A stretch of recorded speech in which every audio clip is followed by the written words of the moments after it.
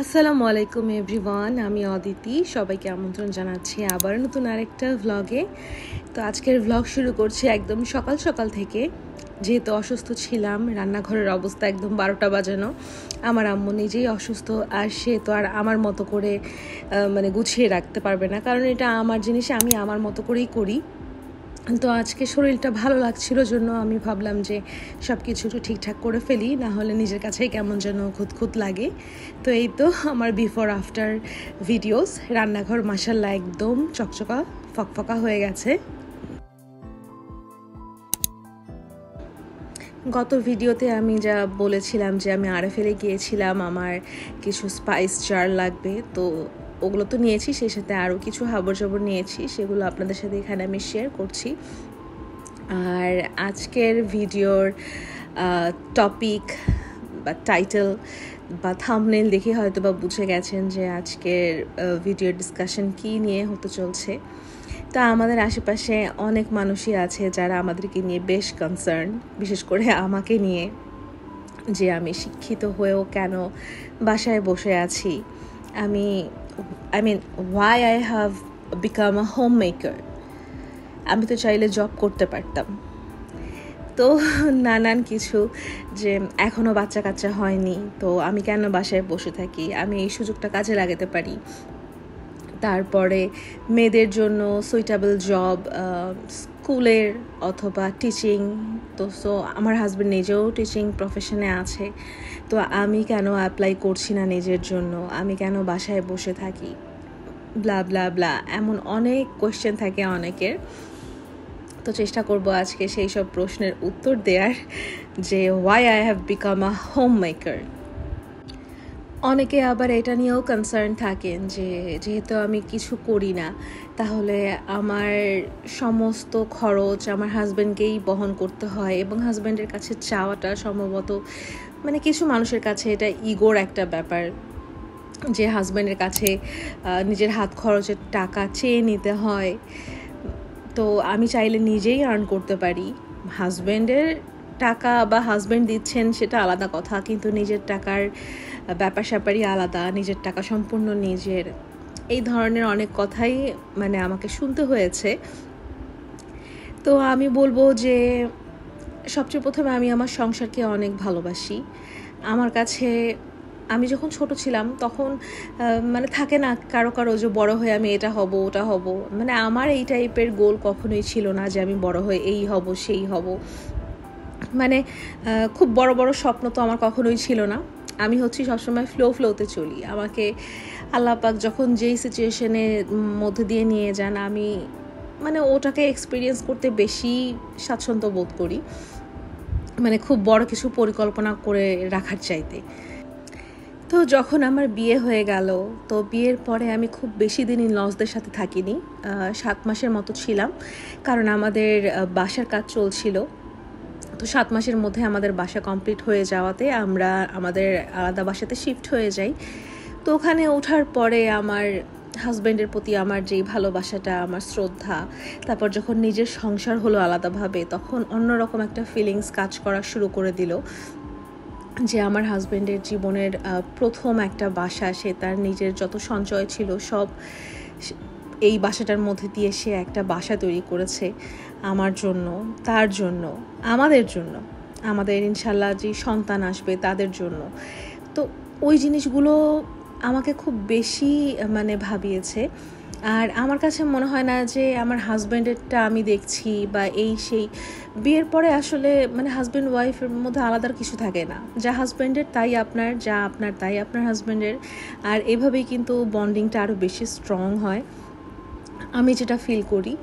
তো আমি তখন থেকে আমার নিজের সংসার যখন আমি আমার মতো করে আলাদা করে পেলাম, আমার অন্যরকম একটা অ্যাটাচমেন্ট কাজ করা শুরু করে দিল, যে আমার সংসারটাকে আমি এভাবে গুছিয়ে রাখি। আমার হাজব্যান্ড যা যা পছন্দ করে তার জন্য আমি তা রান্না করি। তারপরে নিজের ঘরের প্রত্যেকটা কর্নার নিজের মতো করে সাজানো, রান্নাঘরটাকে গোছানো। আমার সবসময় না এই জিনিসগুলোই বেশি ভালো লাগতো। আমার মাথায় কখনোই আসেনি যে আমি বাইরে যাব, গিয়ে জব করব, নিজের জন্য নিজেই আর্ন করব, নিজের টাকা নিজের মতো করেই উড়াবো, আমাকে কেউ কিছু বলার থাকবে না। এই সেন্সটা আমার ভিতরে কখনোই গ্রো করেনি। আমি সবসময় চেয়েছিলাম যে আমার সংসারকে আমি আমার 100% দিব। আমি মানে এই থেকে আমি এক চুল পরিমাণও আমি কম করব না।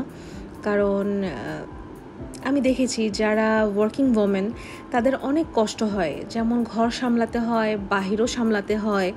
তো কিভাবে তারা ম্যানেজ করে, আমি তাদেরকে আসলে সুপার ওমেন বলবো। কারণ বাহির এবং ঘর দুটো একসাথে সামলানো চারটিখানি কথা না। তাদের প্রতি আমার অনেক অনেক অনেক রেসপেক্ট। কিন্তু তারপরও আমি যে বাসায় আছি, আমি একজন হোম মেকার হিসেবে আছি, আমি নিজেকেও আমি বলবো যে আমিও একজন সুপার ওমেন। কারণ একটা সংসার সামলানো চারটিখানি কথা না। যখন মায়ের কাছে ছিলাম তখন তো গা ভাসিয়ে চলেছি, এইসব কোনো কিছু ধারণাই ছিল না। কিন্তু যখন নিজের বিয়ে হলো, সংসার হচ্ছে, সংসারের সব দায়িত্ব নিজের ঘাড়ে আছে, তখন আসলে বোঝা যায় যে সংসারটা মেনটেন করা কতটা ডিফিকাল্ট। তবে অনেক ফেমিনিস্ট টাইপ আছেন যারা মনে করেন যে হাজব্যান্ডের কাছ থেকে কিছু চাওয়াটা এটা মানে ইগো একটা ইস্যু, যে আমি কেন চাবো, আমাকে কেন চাইতে হবে। আবার কারো হাজব্যান্ডও আছে, আমি দেখেছি যে ওয়াইফ কিছু চাইলেই তাকে প্রশ্ন করা হয় যে কি করবা। কিন্তু আমার মনে হয় এই জিনিসটা করা একদমই উচিত না।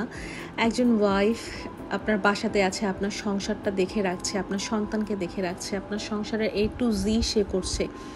সে যদি আজকে বাইরে জব করতো তাহলে তার হাত খরচের টাকা সে নিজেই আর্ন করতে পারতো এবং কারো কাছে তাকে ডিপেন্ডেন্ট হতে হতো না।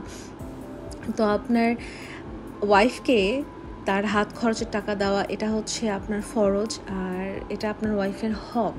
তো সে যদি কিছু চায় তাকে পাল্টা কোয়েশ্চেন কখনই করা উচিত না যে কি করবা টাকা দিয়ে।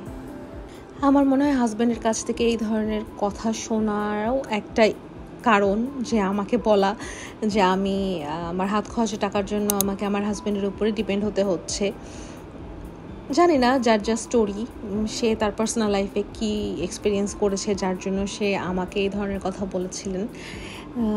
তো যাই হোক, আমার কথা যে আমার একজন মেয়ের, ইসলামে একজন মেয়ের ভরণ পোষণের দায়িত্ব বিয়ের আগে তার বাবা যদি না থাকে তাহলে তার বড় ভাইয়ের, এবং বিয়ের পরে সম্পূর্ণ দায়ভার অর্পণ হয় তার হাজব্যান্ডের উপরে।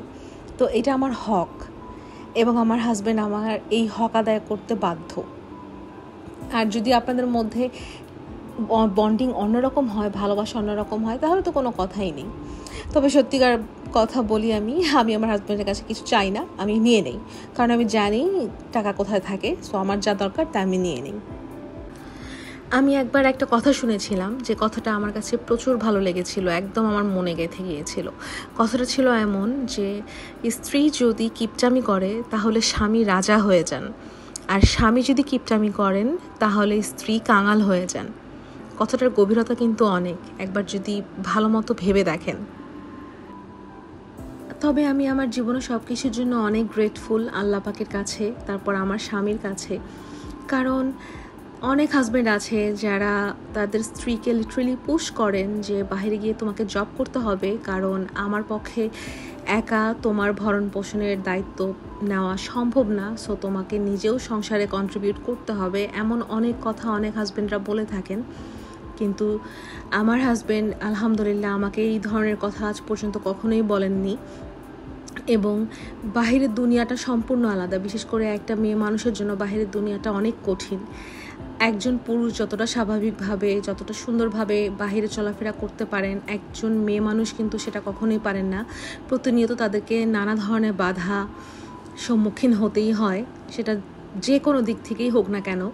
তো এই সমস্ত দিক থেকে আমি বাসাতে আছি, আমার সংসার নিয়ে আছি।